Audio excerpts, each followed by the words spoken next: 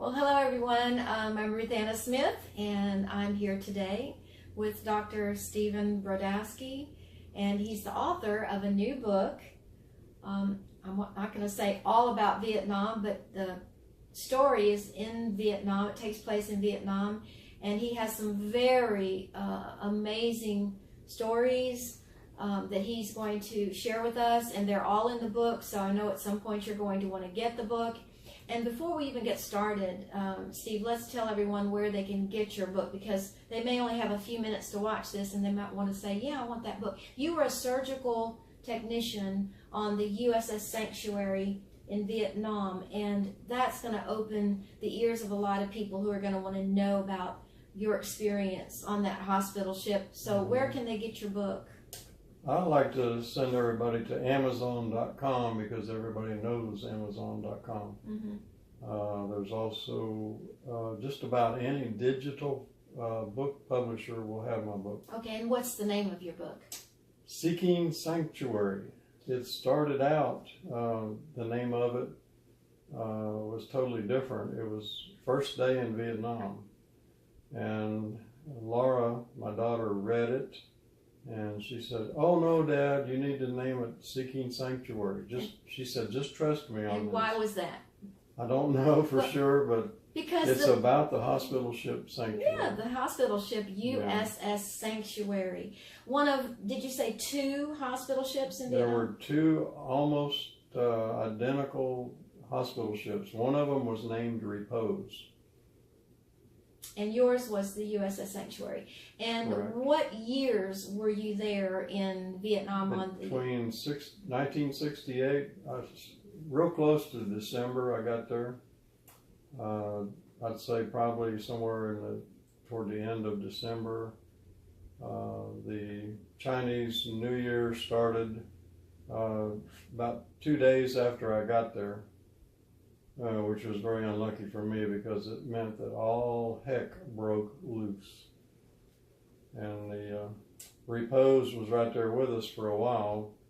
It seemed like the Repose had more repairs to do than the hospital ship Sanctuary. So they went to a repair place more often than we did. And you got the brunt of all of the casualties. So we got the most experience in taking care of the Marines. And let me say at the very beginning, I really respect Marines. I've seen Marines go through some terrible things, and they're tough. The very first couple of pages in my book, I talk about two men who were dressed like Marines. And when they came under fire, they were trying to bite the bottom of the bus, the floor of the bus. And so I don't think those were real Marines. I think they were imposters, because all the Marines I've met before and after that took care of business. Mm-hmm. Mm-hmm. Yes, and what other military people were there in Vietnam at the time? Just the Navy and the Marines? I would say there might have been. Okay, there was a military air group, MAG-16, military air group, and military air group 11. They primarily had airplanes and helicopters. Mm. We saw a lot of them. Yes. They brought the mail to us on a regular basis. And did you have helicopters coming into the ship? Could they land on the ship? Oh, they landed on the ship day and night. You name the weather, those pilots. Amazing. Those pilots can do the most amazing things. Miracles. Yeah. Yes, I've heard a lot about the wonderful helicopter pilots in Vietnam, and of course we're all familiar with the story MASH, and we saw the helicopters bringing them to hospital facilities on land. But your particular hospital was actually in the harbor. The ship Sanctuary came into Da Nang Harbor regularly. I'd say at least once every 2 months. We spent a lot of time on the rocking waves. The ship captain was trying to make a record for himself, and the hospital captain was trying to set all the records, and so we took the brunt of it, the enlisted people and the officers. One of the stories that I like to tell, I probably shouldn't tell it, but I'm not borrowing anything on this video and in the book. I'm just telling the truth, the real names, the real happenings, the real tragedies, the real humorous things. Real first-hand experience. One of our neurosurgeons, I think we had two at one time, but then we got back to one, and he was so tired one night while operating that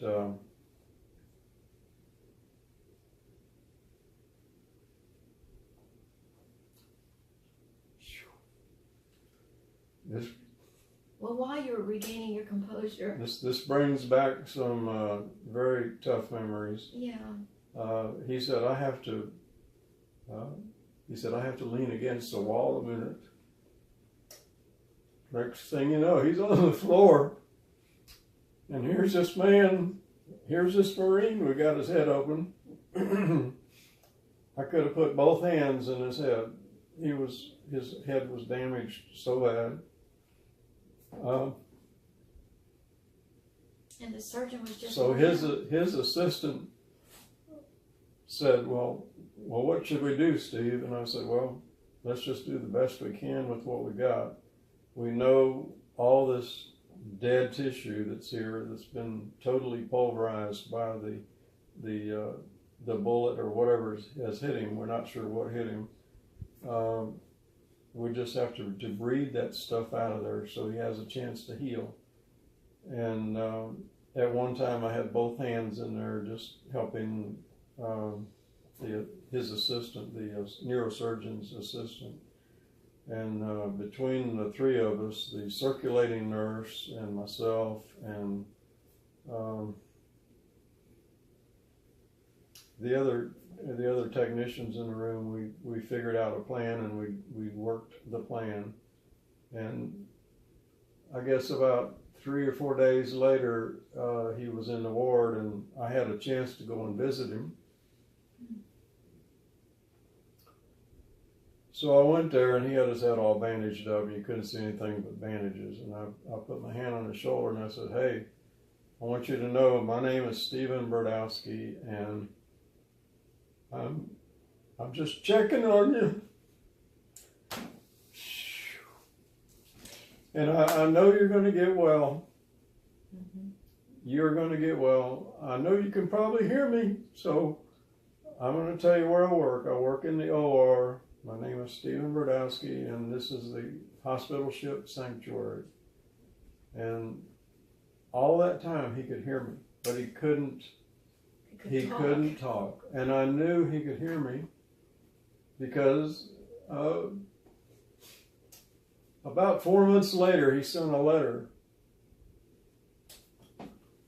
addressed to Stephen at the OR, Hospital Ship Sanctuary. And he said, thank you because you gave me hope. Everybody else was calling me a vegetable. Oh, wow. But you gave me hope. And he said, I clung to that hope, and now I'm writing this letter to you. And I was just rejoiced. I said, well, Lord, if only one good thing came out of this experience, this is it. Wow. You had the opportunity to be in a place at the right time with the courage to continue when the neurosurgeon was out of energy, and then you've told me other stories about days like that when you guys worked hour after hour.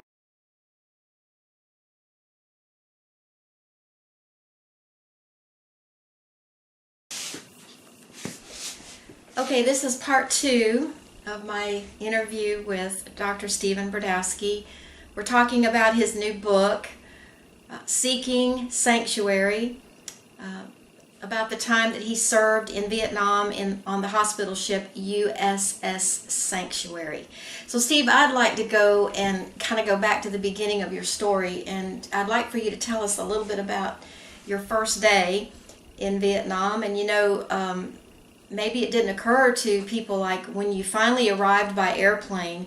Tell us what happened after that, your first day. Oh, let me go back a minute. You told me that you were shot at on your first day. You got shot within the first 10 minutes. I had no helmet. I had no bayonet. I had no rifle. I had no pistol. I just had my bright white uniform on, and that was it. So tell us about leading up to that incident. Your first. Well, let me tell you about the first thing I saw when I actually got off of the airplane. Mm-hmm. There were about 50 Vietnamese people wearing totally black tops and totally black pajamas.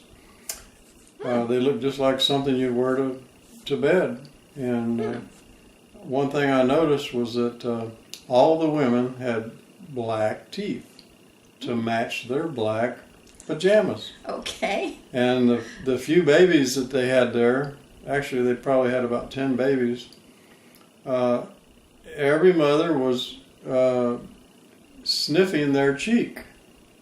They would take the baby's cheek and they would go,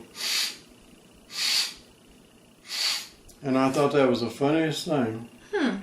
And I didn't find out about it until a long time later. I was in Cambodia, and the missionary there said, "Oh, that's how they kiss in Asia. That's how the mother kisses her baby, and that's how the parents kiss each other. They sniff each other." And I thought that was kind of humorous. And what a cultural difference to go from leaving the United States and then you're in Vietnam, and all of a sudden it's like, what a culture shock that must have been. Yeah, it was definitely a culture shock, and I didn't want to pass judgment in my mind on these people until I knew more about what it was they were doing. Mm-hmm. So you get off the airplane, you see some of these Vietnamese women right there at the airport. Right inside the shade of the airport. Oh, in the shade. They had a big open, it was like a huge hangar. Two Greyhound buses could have driven through the hangar. It was so big. Wonder why they were hanging out there. That's a good question. Okay. I have no idea. So you got on a transport vehicle and you were headed towards your check-in place. I was standing around wondering, what am I supposed to do now? Nobody met me. Nobody talked to me. I was just there. Oh. I had my sea bag. And finally, this guy pulled up in a bus. And he got off the bus and he looked directly at me, and he gave me the, come here signal.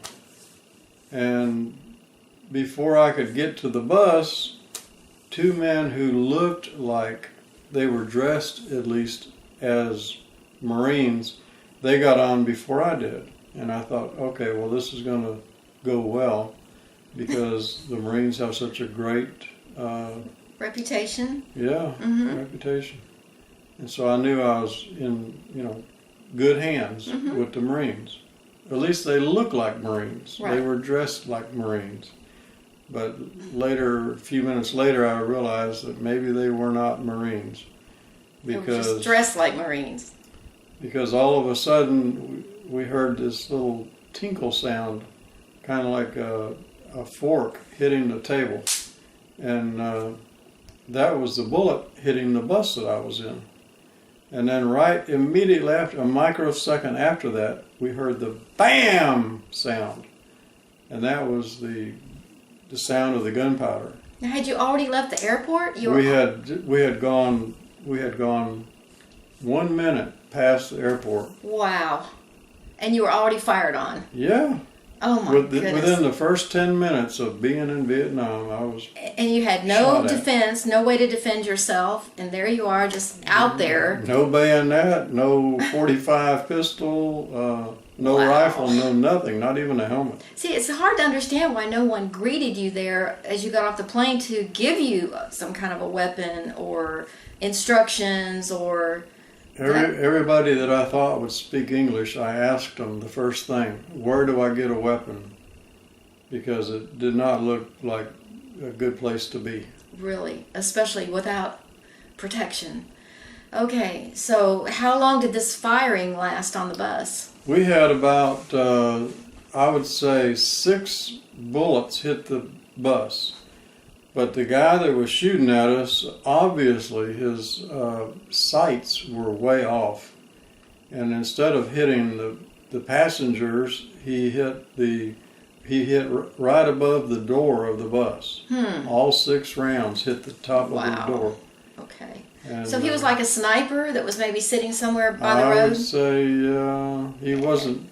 He was just far enough away that his bullet got there before the sound did. Wow. Okay, so welcome to Vietnam, huh? Yeah. Then what happened? You get to your check-in place and... Yeah, once I got there, first thing I did, I saw the guy behind the desk, and I said, where do I get a weapon, please? I'd love to get, some firepower. I guess so. And he said, oh, this is a safe place. You don't need a weapon here. This is Da Nang. There's no problems here in Da Nang. And I said, what? I was just shot at. 6 times somebody shot at the bus. And I said, if you want to see the bullet holes, come out here and I'll show them to you. And he said, no. He said, you're in barracks number 1. Go ahead and find you a bunk and make your bed and settle down.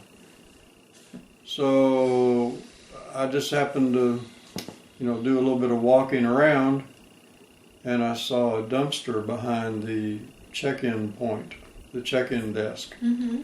And the dumpster was full of grenades, transceivers, that's 2-way radios, did I say grenades? Yes.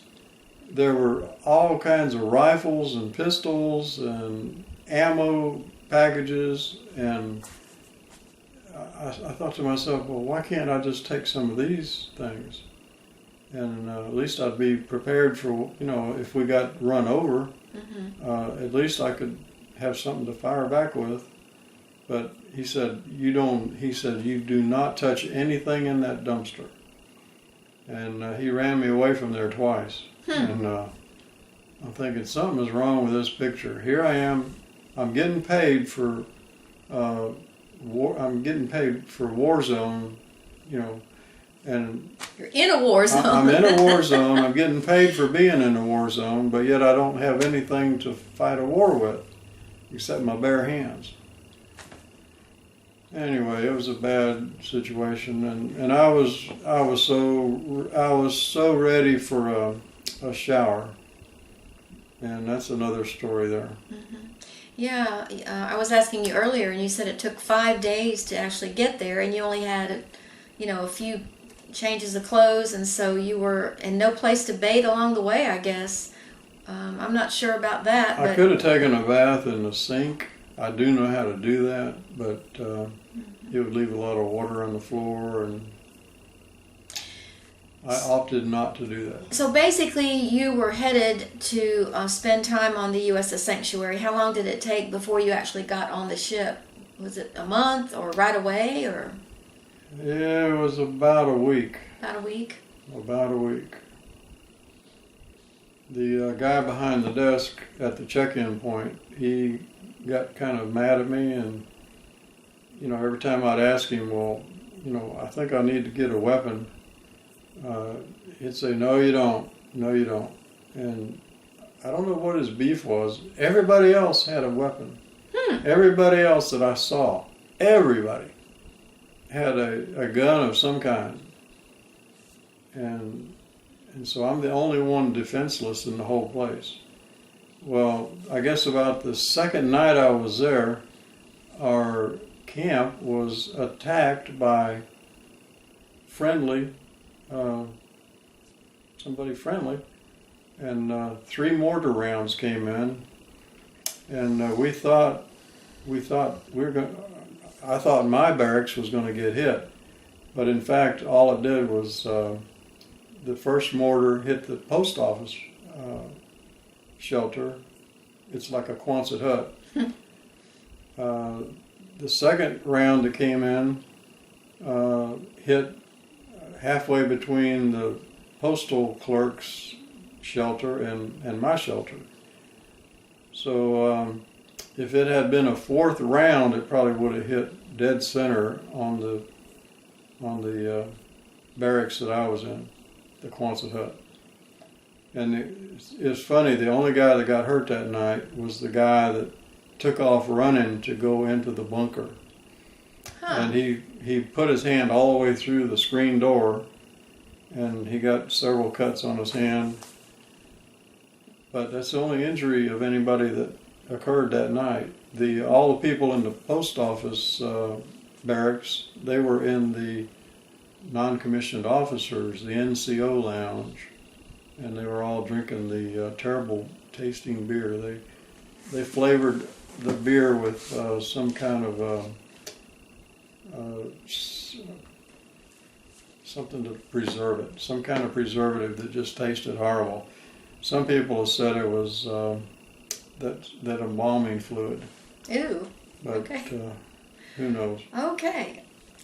Well, so you decided to write this book about your experiences, and we just heard a little bit about your first day and being shot at immediately. What would be another episode that you'd like to share with people? And by the way, where can people get your book? SeekingSanctuaryOnline.org. That's where you can leave a message or order a book from there, or you can order a book from Amazon. Directly from Amazon? Yeah, and almost all of the booksellers have my book now that's in digital format. That's great. I'm sure that our listeners are going to want to get a copy and read it. Why do you think that they should read it, Steve? Because it's an action adventure. I cut through all the baloney and just give you the action and the adventure. It's a fascinating book, if I dare say so myself. There's all kinds of interesting things. There's some humor, there's some terrible experiences. One of the things we called our everyday surgery was a horribilectomy. And I defined it in my book as anytime you have to have every instrument pack available in the room and open and being used. In other words, all you can see is instruments and a patient. And for example, one time we had to operate on a man that had been injured for 16 hours. And there were 16, it just happened to be 16 people in there at that time. Some of them came a little bit early and some of them left early, but we had at one point 16 people, 16 medical experts working on this one Marine. And only thing is he didn't make it. He died about 2 minutes after we closed up the last stitch. And everybody cried. Everybody in the OR just cried. I can imagine. It was not only the frustration of not having anything to eat. Can you imagine 16 hours working on somebody for 16 hours? You got no food. You got no pee break, no food break, no sleep break, and then your patient dies right there. No, I can't imagine the heartbreak. Oh, and I was gonna at first I was going to name this book Bloody Sponges, because we only had 3 buckets of trash buckets in the OR, and they quickly filled up with bloody sponges, and there was no place else to put them. So we didn't even try to put them in the bucket anymore. We just threw the bloody sponges anywhere we could throw them to get them out of our way. And so we were walking on bloody sponges for 16 hours. Wow. That man was hurt really bad. But that just goes to show you the dedication, Steve, of your comrades there on the ship and the staff there on the USS Sanctuary. They gave it their all, and they tried really, really hard, apparently, to save every soldier that came in there, every Marine, every pilot. And what a wonderful gift that ship was to the people that were in the field. And to the civilians that lived there in Vietnam. Yeah. Because that ship certainly was a sanctuary. We had one man come in, and he had horrible, his eyes were white. His pupils were white because he had cataracts so bad. And the first day I was there in Vietnam, the eye surgeon said, "Hey, Steve, come and," he caught my name right away. And all you can see is my eyes. I got a hat on and I've got a mask on. And he's an eye surgeon, and he figured out my face real quick. And yeah, it was funny. And so anyway, I helped him get the cataracts out of this man's eyes. And back then, we had little tiny lenses that we would put in place of the lens that was turned completely white. Today they do it all differently. But anyway, that man was given the gift of sight the first day that I was there. So wow. That was a plus. Of course. I'm sure there were many successful surgeries that you can be thankful for. And then you had some losses that were very difficult, I'm sure. I can only imagine. If you've ever seen the MASH TV series, this was MASH on steroids. Okay. You had no place to sleep. You had no place to get any food. You just work.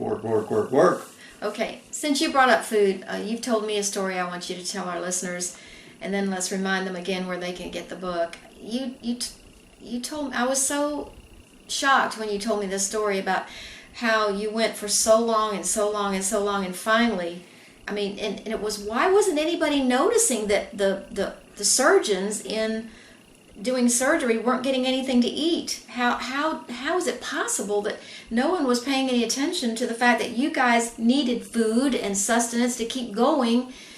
And tell us the story about that night that you finally...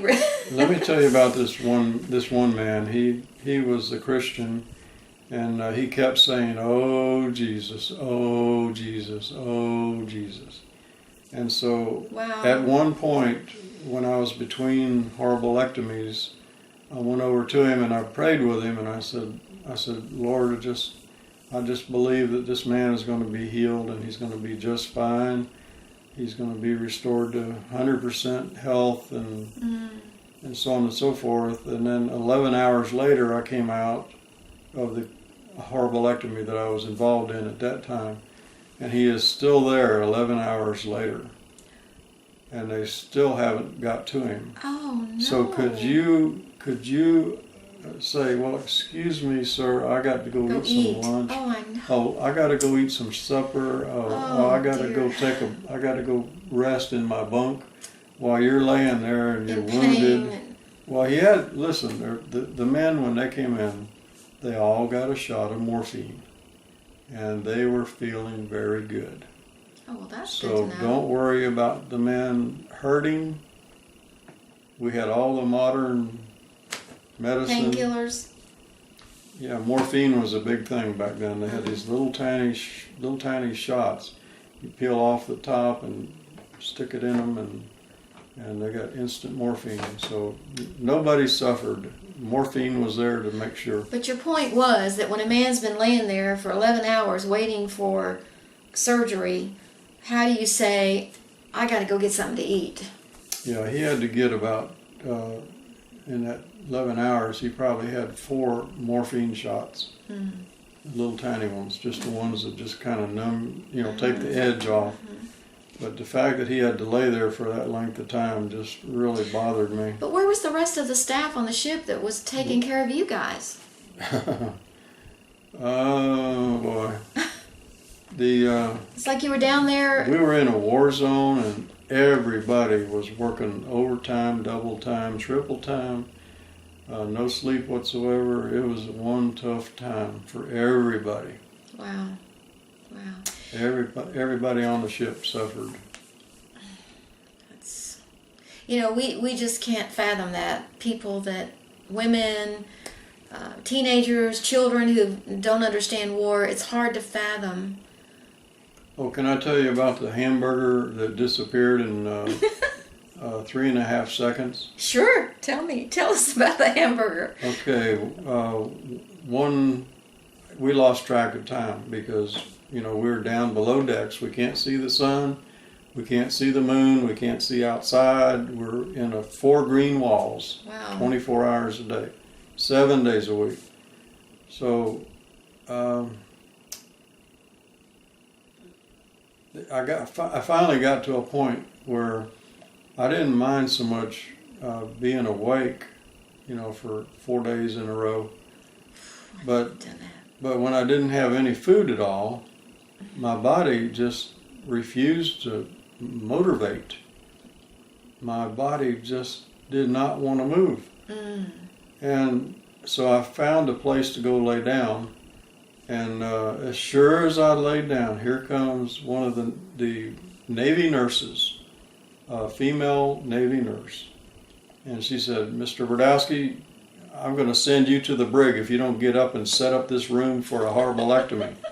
I said, would you please send me to the brig, because maybe I can get something to eat and I might get some sleep.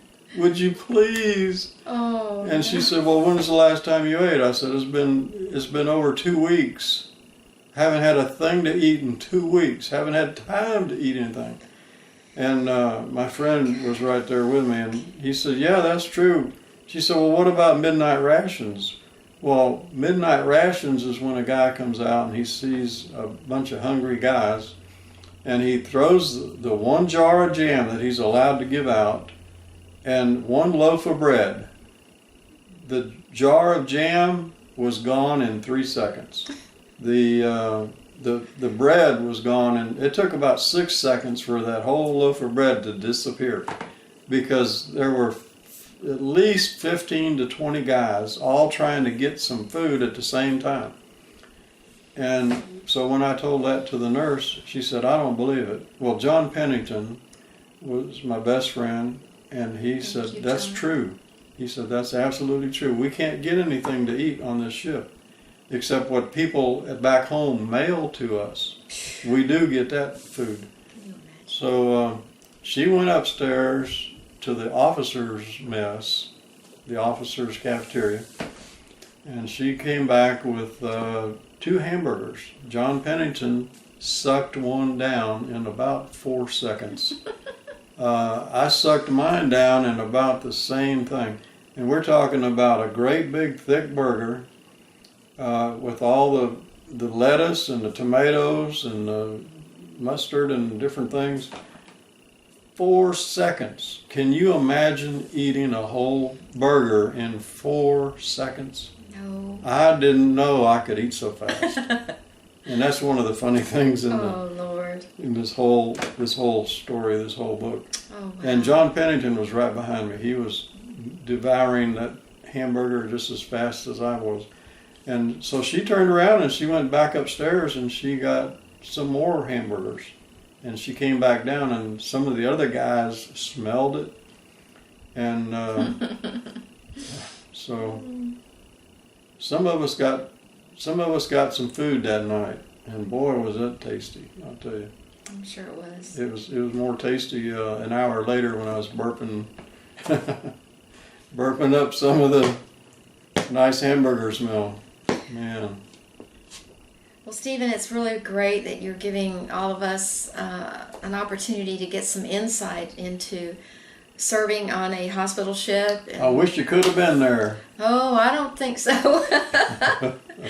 But anyway, for those of you that would like to read more stories, more episodes that Steve personally experienced, you can buy his book called Seeking Sanctuary at Amazon.com, and also the website Seeking Sanctuary online.org.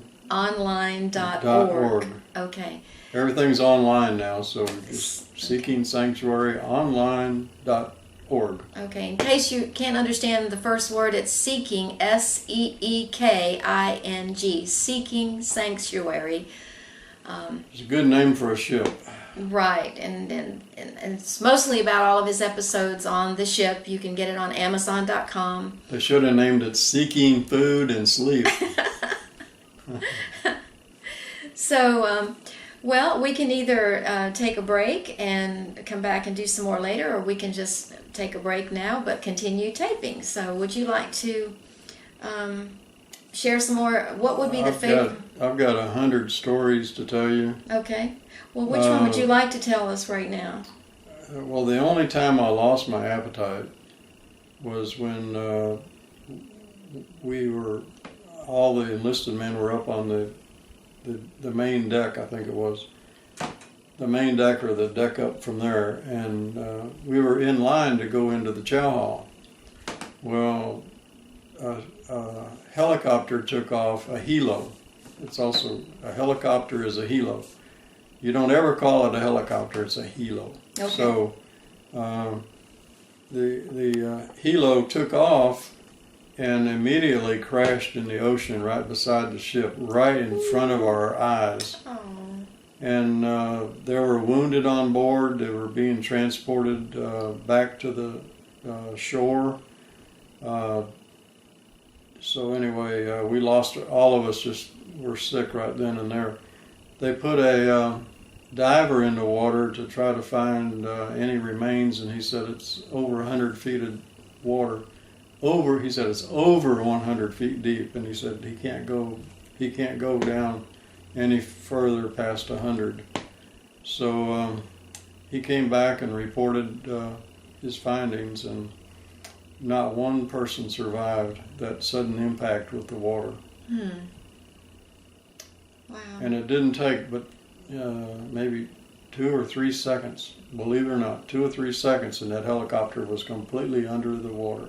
Wow. It did not float at all. Wow. I wonder if they make them to float now. I don't think so. Wow. It would be too difficult. But anyway, that's for the engineers to discuss.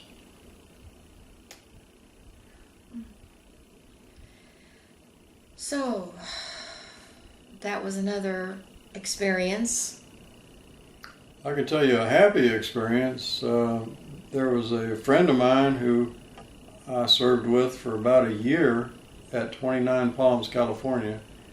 And he was my very best friend. He loaned me his car. You're a good friend when you loan somebody your car for a 72-hour weekend. And Oh, yeah. so we had a good time driving around the desert, looking at things. During that year I was stationed in Southern California. So his name was James McNeese. I'm not changing any names. Every name in the book is the accurate name for the accurate person. And so anyway, one time we were using his car and we were running across the desert at a pretty high rate of speed, and there was like a little bump in the road. It was more like a gradual bump. Well, when you're doing 100 miles an hour in your friend's car, the car tends to get a little bit airborne. Oh, no. And that kind of scared all of us in the car. We had there was about 3 guys in the car. And we had no idea there was going to be that kind of a ramp-like effect right there in the middle of the desert. So that was kind of funny, something funny to remember. Steve, how do you think veterans will react to your book? Veterans who served in Vietnam. I've already talked to a few veterans about my book, and I do pressure washing in the part-time. So I meet these people that want their driveways and sidewalks in their house pressure washed. And so I mentioned to one of them that I was writing a book, and he didn't say a word to me. But about 2 or 3 hours later, his wife came to me and she said, he doesn't want to hear anything about Vietnam. So please don't say another word to him about Vietnam. He's trying to forget everything about Vietnam. And I said, look, I understand. So I didn't say anything more to him, but...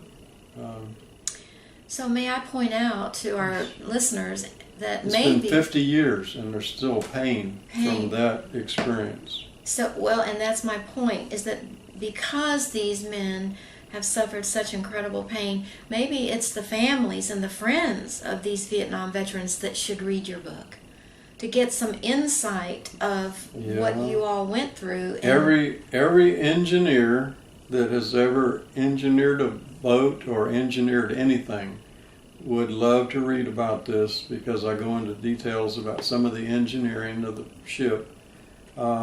Anybody that is a sailor or thinks they want to be a sailor, they should read this book. Every medical person that you can think of should come and read this book. People that want to have action and adventure in a book should read this book, because everything that you could want. A funny experience happened. They let us off the ship when the ship went for repairs in the Philippines, and so we had a week to go exploring around in the country of the Philippines. So I met a Jeep driver, and he took me to Manila, and he had a relative of some kind that was living just outside of Manila. And you know, when your mother tells you, I don't ever want to see you going on that other side of the train tracks. Don't ever let me catch you on the other side of the train tracks. That's where we went to visit his relative. Oh, wow. And I kept thinking, am I going to die today? Is somebody going to rob me, and then I'll be, somebody will throw my body out in the trash heap out there? It was a terrible looking place. All the homes were made out of wood from a pallet. If you can imagine, ramshackle makeshift homes. Wow. The Philippine people were making do with the best that they had. And it was quite an experience. Another culture shock. I lived through that experience, and it was kind of interesting. But that's the whole story is in the book. I don't want to tell you the whole story now, but the whole story is in the book. True story. You've got to read it. You really do. It is funny and fascinating. Well, I just think it's going to help a lot of people understand. They may not understand why their father or their uncle or their grandfather acts the way he does. And I think that perhaps when a person can peek into some trauma that a person has experienced, it might be extremely helpful to be more loving, more patient, more understanding with that individual. And then there's the day that the ship almost turned over completely. Okay, let's talk about that. The lights started quivering and blinking, and it wasn't too many minutes after that the lights went out completely. At first there was no air conditioning. It got very muggy inside the ship. It was almost like raining inside the ship. It was so muggy and humid. And they told me to stay there. I was given orders to stay right there where I was at. In your bunk? No, I was working. I was working in the OR, and I said, no, I'm not going to do this. The lights were out anyway, and nobody knew if I was there or not. So I knew there was a flashlight in my bunk at the rear of the ship. So I went to I found my way to the bunk, but I had no idea how I was going to get there or get back, because by that time the ship was tilted almost 45 degrees. And you can't walk on a floor when it's tilted 45 degrees. And so I was hanging on to anything and everything that I could to get to my bunk, and I got my flashlight. Wow. I was going to put batteries in it, but I said to myself, no, there's not time. This ship is going to go down. And if I don't get out of the ship, I'm going to go down with it. So I hasted to the front end of the ship, where I knew there was a door that had been sprung, and you could not shut it. So I knew that door would be cracked, maybe an inch or two. And I could, push. I was thinking it would be easy to push that door open, but that door was heavy. That door was so heavy, and it was hard to climb up there. But by the grace of God, in high school, I did a lot of chin-ups and fronting the bar and doing gymnastics on a tree limb outside my place where I was living. So you were strong. I couldn't have been able to. Plus, I did some pole vaulting and stilt walking, and I did all kinds of. I remember Dennis Zins. He was one of my best friends in high school. In the 11th grade, he and I, for fun, would set up a stick across between two boards, and we would keep raising that stick up and jumping over it any way we could jump over it. So I got to be pretty strong and pretty tough, doing that kind of a thing for fun. And then another thing for fun was just running through the woods. Just running through the woods, jumping over anything and everything that was there.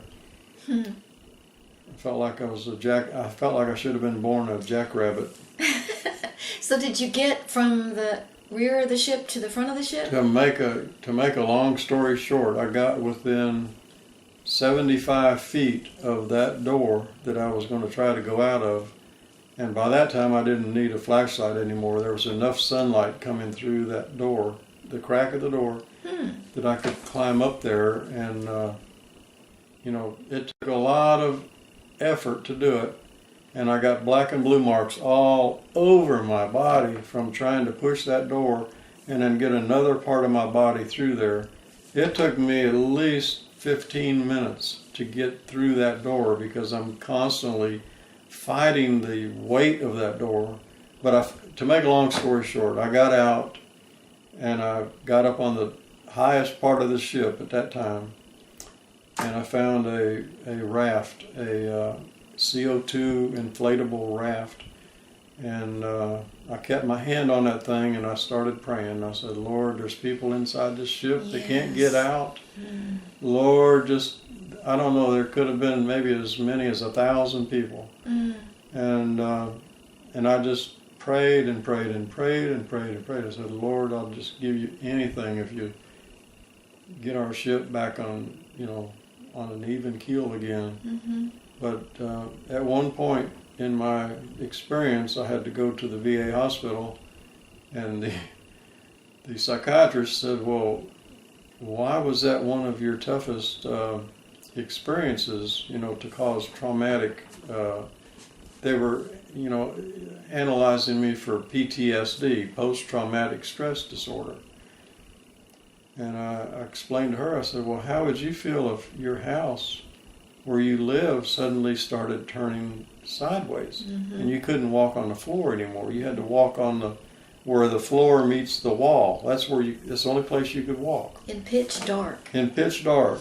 And I had to climb over sweaty bodies, and oh boy, it was not easy.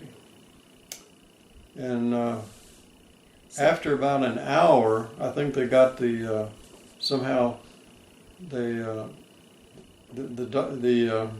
officer that took my flashlight, he took it down to the engine room, and with the flashlight they were able to see what they were doing. Because you have to remember, they were not able to stand on their walkways like they normally did because everything was tipped sideways. And they were having to hang on to everything down there and trying to light the boiler at the same time. The boiler had actually gone out completely.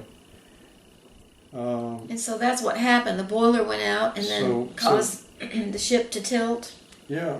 Yeah, there was no more pumping, there was no more electricity, everything stopped.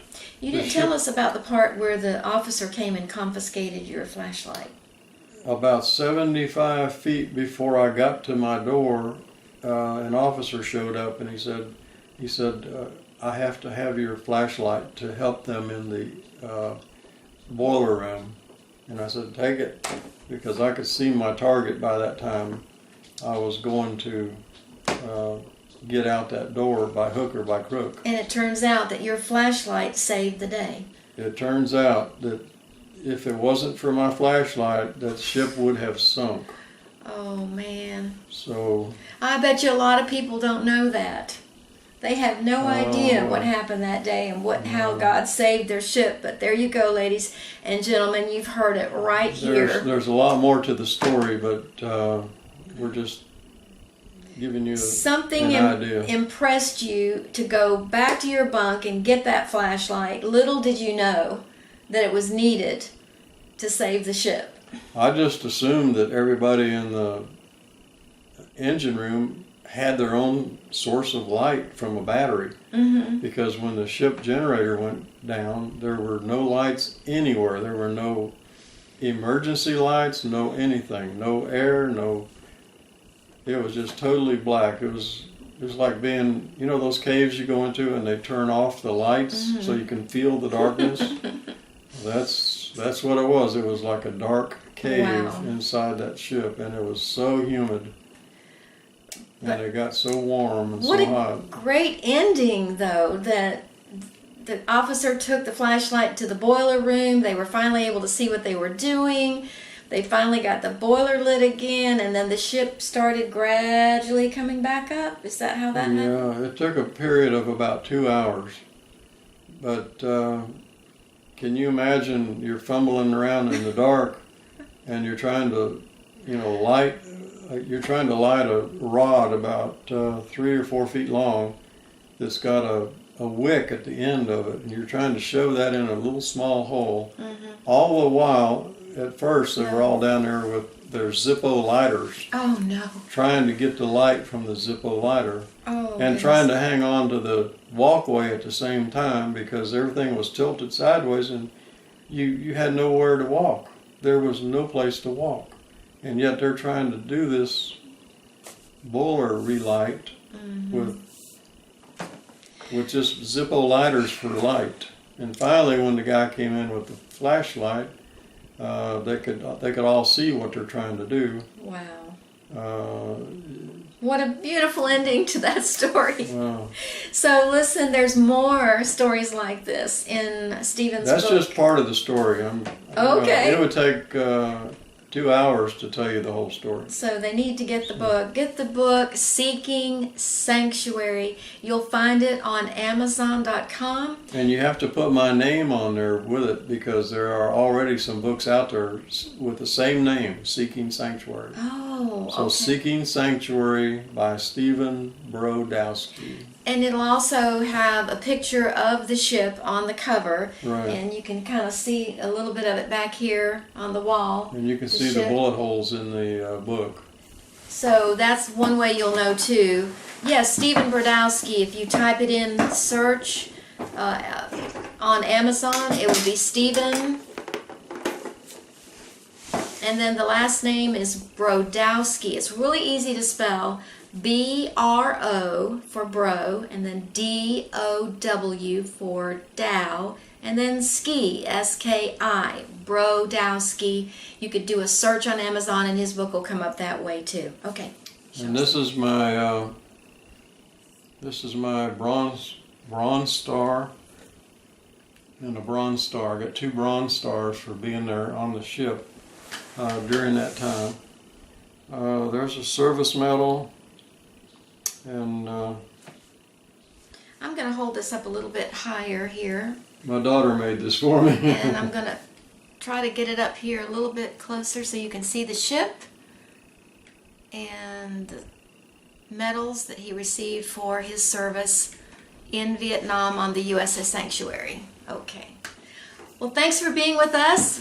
We may be back with more interviews. We'll see, but we hope you enjoyed this, and we hope you'll get the book Seeking Sanctuary by Stephen Brodowski on Amazon.com. Thank you. Bye-bye.